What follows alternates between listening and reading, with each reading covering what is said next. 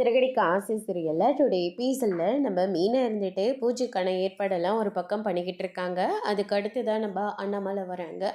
அண்ணாமலை வந்த உடனே என்ன இதெல்லாம் அப்படின்னு சொல்லிட்டு கேட்ட உடனே ஏதோ பூஜை மாதிரி தெரியுது அப்படின்னு சொல்லிட்டு கேட்குறாங்க. விஜயா இருந்துட்டு ஆமாங்க வீட்டில் பூஜை வைக்கிறதா சொல்லிட்டு இருந்தேன்ல, அதனால இன்னைக்கு சாமியார் அம்மா வீட்டுக்கு வர போகிறாங்க. அதனால தான் அவங்க சொன்ன எல்லா ஏற்பாடும் நான் பண்ணி வச்சுருக்கேன் அப்படின்ற மாதிரி சொல்லிக்கிட்டு இருக்காங்க. முத்தும் ரவி இருந்துட்டு இந்த காலத்தில் போய் இதெல்லாம் நம்பிக்கிட்டு இருக்கீங்க அப்படின்ற மாதிரி சொல்லிக்கிட்டு இருக்காங்க. சாமி விஷயத்தில் நான் எப்போவுமே நம்புவேன். அது மட்டும் இல்லை, இந்த வீடு ரொம்பவே கஷ்டப்பட்டுக்கிட்டு இருக்கேன். இனிமேல் இந்த வீட்டுக்கு எல்லாமே நல்ல காலமாக இருக்கணும். அதுக்காக தான் இது எல்லாத்தையுமே நான் பண்ணிகிட்ருக்கேன் அப்படின்ற மாதிரி நம்ம விஜயா வந்து சொல்லிக்கிட்டு இருக்காங்க. அதுக்கு அடுத்ததாக வந்து பார்த்திங்கன்னா ரவி இருந்துட்டு என்னம்மா இதெல்லாம் அப்படின்ற மாதிரி சொல்கிறாங்க. இது மனோஜ்க்காக பண்ணுறது, மனோஜ்க்காக மட்டும் இல்லை, ஸ்ருதிக்காகவும் சேர்த்து தான் நான் பண்ணிக்கிட்டு இருக்கேன். ஸ்ருதி திரும்பவும் இந்த வீட்டுக்கு வரணும். இந்த பூஜை பண்ணலாம், ஸ்ருதி இந்த வீட்டுக்கு வரமாட்டா. நீத்து மனசு வச்சா மட்டும்தான் ஸ்ருதி இந்த வீட்டுக்கு வருவா அப்படின்னு சொல்லிட்டு ரவி வந்து ஒரு பக்கம் சொல்லிக்கிட்டு இருக்காங்க.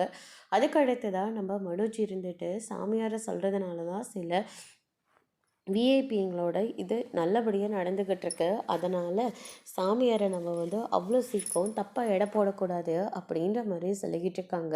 சில முட்டாளுங்க ஒன்றை மாதிரி தாண்டா எல்லாத்துக்கும் அந்த சாமியாரை நம்பிக்கிட்டு இருக்காங்க. மற்றபடி உழைப்பு இருந்தால் நம்பிக்கை இருந்தால் எதையும் சாதிச்சிடலாம் அப்படின்னு சொல்லிட்டு நம்ம முத்து வந்து சொல்லிக்கிட்டு இருக்காங்க. கடவுளை நம்பினா எந்த தப்பும் இல்லை, நம்ம கடவுளை மட்டும்தான் நம்பணும் அப்படின்னு சொல்லிட்டு மீனை ஒரு பக்கம் சொல்லிக்கிட்டு இருக்காங்க. அதெல்லாம் எங்களுக்கு தெரியும், முதல்ல போய் நீ பூஜைக்கான ஏற்பாடு தான் பண்ணு. ஐயோ சாமியாரம்மா வந்துட்டாங்க, வாங்கம்மா உள்ள அப்படின்ற மாதிரி சொல்லிக்கிட்டு இருக்காங்க. அதுக்கு அடுத்ததாக மனோஜ் இருந்துட்டு யோசிச்சு பார்க்குறாங்க. உங்களை நான் அப்படின்ற மாதிரி சொல்ல வராங்க.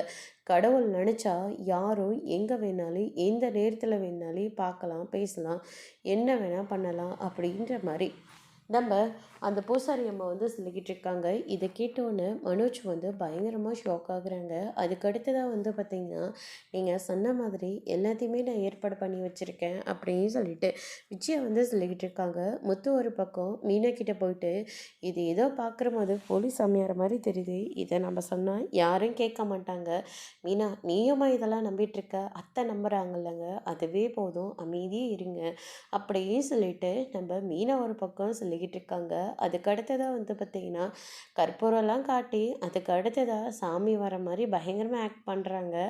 ஆக்ட் பண்ண உடனே வந்து பார்த்திங்கன்னா ஃபஸ்ட்டு மருமக வேண்டான்னு சொல்லி அந்த கடவுளே சொல்லியிருப்பாரு, அதையும் மீறி நீ உன் பையனுக்காக அந்த பொண்ணை நீ கஷ்டப்பட்டு கல்யாணம் பண்ணி வச்ச, கடைசியில் அது 2வது மனைவியாக அமைஞ்சிச்சு அப்படின்ற மாதிரி வந்து சொல்லிக்கிட்டு இருக்காங்க.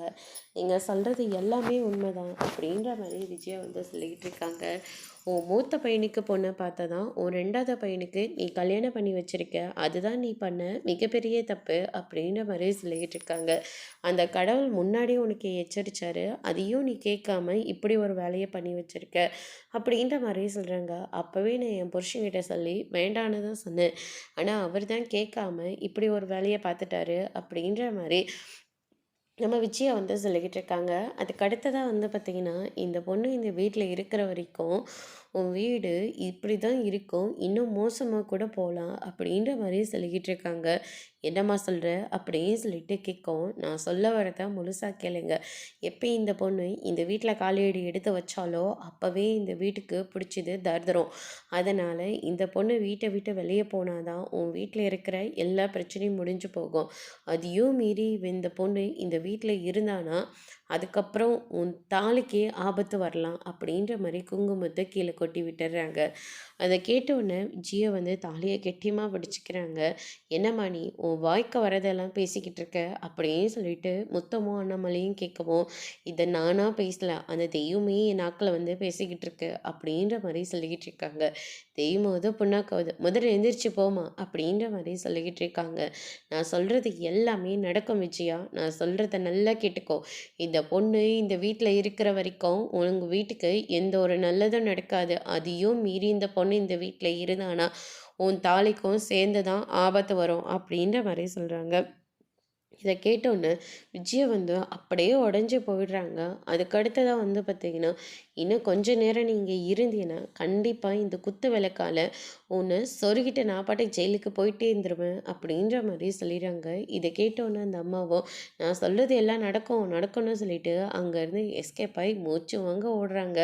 அதுக்கு அடுத்ததாக வந்து பார்த்தீங்கன்னா என்ன விஜயா இதெல்லாம் இதுக்காக தான் நான் அப்போவே சொன்னேன் இந்த மாதிரி பூஜை புரஸ்காரம் இதெல்லாம் எதுவும் வேண்டான்னு சொன்னேன். ஆனால் எங்கே என் பேச்சை கேட்குற அப்படின்ற மாதிரி சொல்கிறாங்க. அதுக்கு அடுத்ததாக மனோஜ் இருந்துட்டு என்னம்மா சாமியார் பொம்பளை இப்படியெல்லாம் சொல்லிட்டு போயிட்டாங்க அப்படின்னா அப்பா அப்படின்ற மாதிரி சொல்லுறாங்க. வாயை மூடுடா நீ அப்படின்னு சொல்லிட்டு விஜயா இருந்துட்டு மனோஜை வந்து திட்டவும் இப்போ உனக்கு சந்தோஷம் மாதிரி அப்படின்ற மாதிரி சொல்லிக்கிட்டு இருக்காங்க. மீனா ரொம்பவே ஃபீல் பண்ணி அழுந்துக்கிட்டு இருக்காங்க. நம்மளால் மாமாவோட உசுருக்கு ஆபத்தாக இருக்குமா அப்படின்னு சொல்லிட்டு அதுக்கு அடுத்ததாக வந்து பார்த்தீங்கன்னா முத்துவும் அண்ணாமலையும் இருந்துட்டு மீனாவை சமாதானம் பண்ணிக்கிட்டு இருக்காங்க. அந்த பொம்பளை சொன்னது எதையும் நீ மனசில் வச்சுக்காதம்மா, அப்படியெல்லாம் எதுவுமே இல்லை, எங்கள் வீட்டுக்கு வந்து மகராசி மாணி அப்படின்ற மாதிரி சொல்லிக்கிட்டு இருக்காங்க. அதுக்கு அடுத்ததாக இந்த பொம்பளை ஓடி வந்து சிந்தாமணி கிட்ட போய் நிற்கிறாங்க.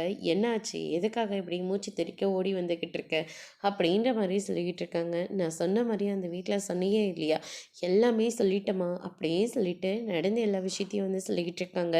அதை கேட்டதுலேருந்து அந்த முத்தும் அண்ணாமலையும் ரொம்பவே கோவப்பட்டு குத்து விளக்கை எடுத்து என்னை குத்துறதுக்காக ஓடி வந்தாமா. அங்கேருந்து உயிரை கையில் பிடிச்சி ஓடி வந்துடுறதுக்குள்ளே எனக்கு போதும் போதும்னு ஆயிடுச்சு அப்படின்ற மாதிரி சொல்லிடுறாங்க. எப்படியோ ஒரு வழியாக தப்பிச்சிட்டில்ல, நீ சொன்னது அங்கே இருக்கிறவங்க எல்லாரும் நம்பிட்டாங்கல்ல, யார் சொன்னாங்க நம்பினான்னு. அந்த விஷயம் மட்டும்தான் மனசொடிஞ்சு போய் கீழே உட்காந்துட்டு இருந்துச்சு. அதுக்கப்புறம் மற்றவங்க யாரோ அதை நம்பின மாதிரி எனக்கு தெரியல, ஆனால் நம்புகிற மாதிரி எடுத்து சொல்லிட்டு வந்திருக்கேன் அப்படின்ற மாதிரி சொல்லிடுறாங்க. அதுவே போதும், அதுக்கப்புறம் மற்றதெல்லாம் தன்னால் நடக்கும் அப்படின்னு சொல்லிட்டு சிந்தாமணி வந்து பணத்தையும் கொஞ்சம் கையில் கொடுத்துட்டு இன்னும் கொஞ்சம் வேலை இருக்க வேண்டியதாக இருக்குது, அதனால் கொஞ்சம் அமைதியாக இரு அப்படின்ற மாதிரி சொல்லிடுறாங்க. அதுக்கு அடுத்து தான் நம்ம விஜயா இருந்துட்டு ரொம்பவே உடஞ்சி போயிருக்காங்க. முத்து வராங்க, அண்ணாமலையும் வராங்க.